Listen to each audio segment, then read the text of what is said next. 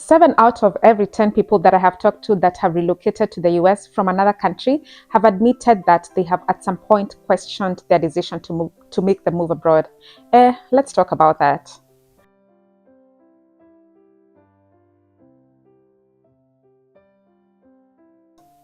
Hello, welcome back to another episode of Diaspora Honey and Bee Stings. My name is Lydia Atande, and in this forum, we talk about the highs and lows of living abroad. If you are new here, welcome to the family. And if you are a returning viewer, I really appreciate you. Thank you for tuning in again. A bit of my background is that I am a Kenyan and I have lived in the US for 10 years, since 2014. I'm happy to let you in on some of my experiences while living abroad, and I'm eager to hear about yours as well. So why don't you grab a chair and maybe some tea?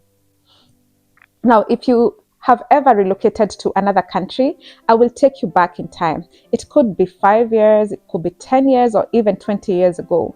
I want to take you back to the time when you were living in your former country and you were praying and hoping for the opportunity to head out to the new country. I want to take you back to the time when you made the trip to the embassy and you had intense anxiety. Think back to the time when you got that little piece of paper that said yes, and how over the moon you felt at that time when you got the green light to head out to begin a new chapter overseas. So now let's fast forward to the time when you had settled in the new land. If that land was the US for you, you were excited to go to the proverbial land of milk and honey. Okay, so now let's fast forward to days, weeks, or maybe months later when it dawned on you that in the land of milk and honey, the honey comes with bee stings. During this time, you probably questioned or even regretted your decision to move abroad. If you have ever gone through that or are currently going through it, I want to assure you that you are not alone and that the experience is all too common.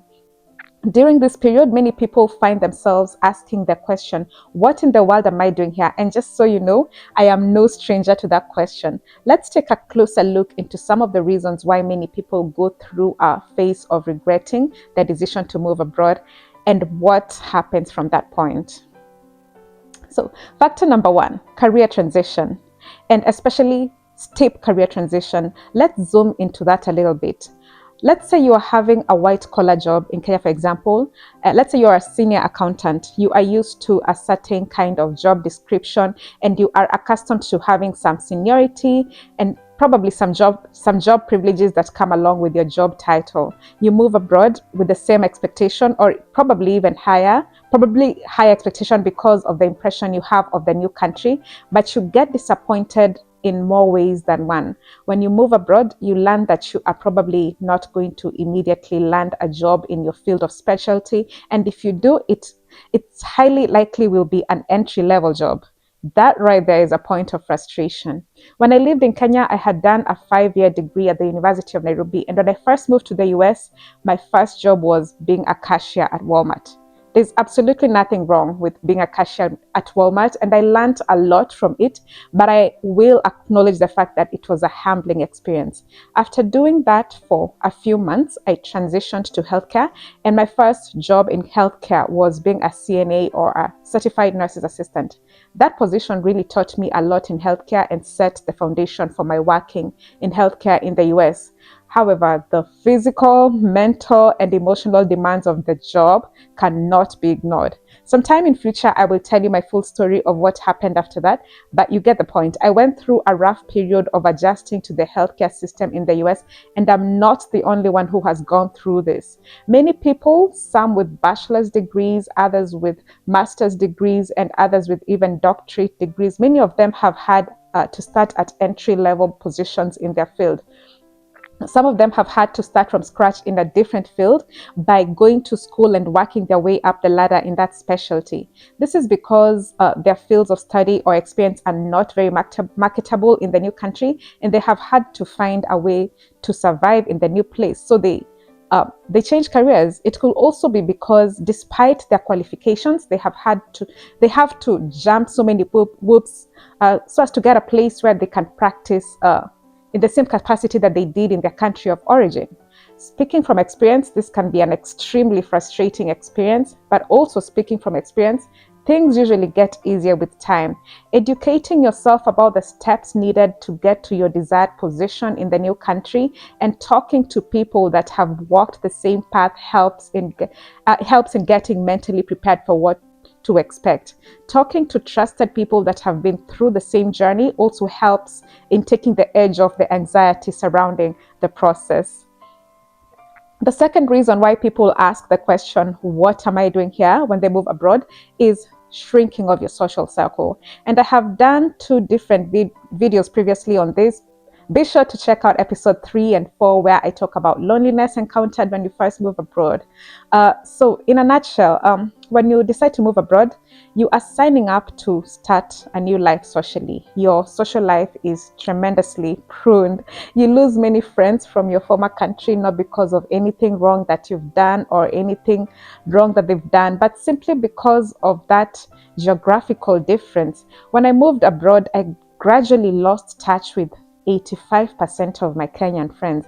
Though I tried to keep in touch with them, with as many of them as I could, many of those friendships fizzled out. And I just remember at some point thinking, man, I don't have many friends anymore. I remember thinking, wow, my social circle has massively shrunk from what it was before. Nonetheless, two positive things came out of that. I learned how to prioritize quality over quantity in friendships. And two, my social circle grew again with new people. It didn't get as big as it was when I was in Kenya, but the few people that I held close were so amazing that I didn't feel as much the pinch of having few friends. I felt like some of my friends were 5 friends in one, and it's just such a blessing to have such people around you. Going back to the topic of today's conversation, I still have to admit that at that time when many of my friendships from Kenya fizzled out, and before I made new friends in the US, I occasionally asked myself, what am I doing here? The third factor that could contribute to you questioning the validity of your decision to move abroad is the amount of adapting that you have to do. Moving abroad means you have made the choice to uproot yourself from the place that you called home for years, decades probably, and you are moving to a new place that you will now call home. This place is not across the street or down the block or the neighboring city. It is a whole different country, and for many people, it's a whole new continent. The weather is different, the main language spoken is different, the food is different, the values are different, the cost of living is different, the systems are different, their ways of life or their culture is different, and hence the term culture shock, because it does shock you to have so many changes going on in your life simultaneously. Amidst all of those changes that happen in such a short amount of time, you are bound to ask yourself the question, what am I doing here? Another factor that can lead to one asking the question, what am I doing here, is immigration status. And I will speak particularly about the US for this one. In the US, some visas hold more privilege than others do. For people that hold visas that come with less privilege than others, this is another element of difficulty in living abroad. The quintessential example of that is the experience of being an international student in the US, and I want to dedicate a whole other entire episode about that sometime in the near future. Aside from the other challenges associated with relocating to a new country, there's another layer of challenges encountered by virtue of being an international student in the US. Some of those challenges include having to pay double or triple the amount of college school fees as compared to citizens or permanent residents. Another challenge is that international students generally have less access to loans, grants, and scholarship opportunities compared to US citizens and permanent residents. In addition to that, the uncertainty of immigration status after college graduation elicits a lot of anxiety among international students, and the current political climate in the US has created even more tension. Though this is not an issue I have faced firsthand, I have had people close to me who have directly been impacted by this, and I know quite a bit about the struggle of being an international student. I know it can be scary. I know sometimes your anxiety is through the roof, but trust me, if this is your situation, you will be okay. The theme of my YouTube channel is Diaspora Honey and Beestings. The honey signifies the positive effects of living abroad. The beestings signify the difficult aspects of living abroad. While going through those bastings, it is common to ask yourself the question, what am I doing here? Did I make the wrong decision to move? I know I know I asked myself that question a number of times at the beginning of my stay in the US. It is common to regret and question the decision to move abroad, especially when things are shaky or extremely difficult. The list of challenges I have expounded on is not exhaustive, and there's a myriad of other factors that are frustrating for people that have moved abroad. Being mentally prepared and forewarned that life abroad is not all sunshine and rainbows helps in adapting a little more easily. That being said, I want to end on a positive note because there is indeed a lot of hope. If you are living in a new country or you are aspiring to move abroad, I want to encourage you that if you stay focused and disciplined, you will be okay. Your career will take off whatever field you decide to pursue. You will make new friends and form new social bonds. If you are an international student, God will give you the grace to go through that phase, and He will, in one way or another, provide what you need after that phase. If you are having trouble adapting to the culture, of which most of us do, I promise it will get easier one day at a time. You will finally reap the honey, and when you do, there will be little bastings in the background, but such is life. No matter what part of the world you are at, you never get to the point where everything is perfect. But even though that is the case, you will get to the point where you are happier more often than not, a point where you are more at peace than troubled. You get to a point where you are more fulfilled than not. You will get to a point where regret turns into blessings and gratitude. Trust in God. Jeremiah 29 verse 11 says, "For I know the plans I have for you, plans for prosperity and not disaster, plans to give you a future and a hope." If God opened the way for you to move abroad, hang in there through the challenges of it and trust the process. He that brought you to it will bring you through it. So I hope you have had a glimpse of why people go through a phase of questioning their choice to move to a different country.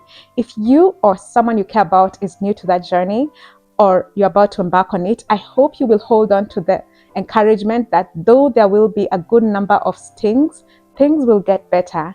I hope you have faith that you will get to a point where you are not just surviving, you are actually thriving.